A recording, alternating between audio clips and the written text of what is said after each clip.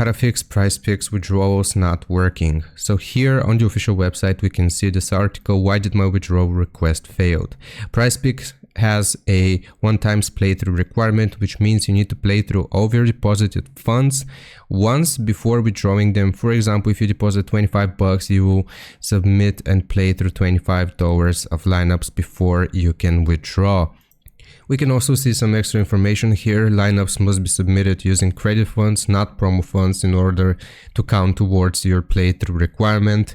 Inaccurate bank information can also be the cause of withdrawal request fails. If this happens, your funds will be returned to your credit funds balance. Withdrawals can only be made using an approved payment method you previously used to deposit funds into Prizepicks, and withdrawals have a minimum amount of $10. Any small request will fail.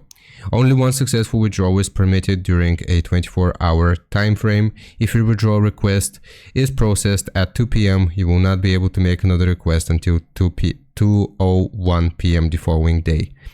So I hope this answers your questions as to why you might have a withdrawal failed on Prizepicks. Leave a like and sub, and I'll see you next time.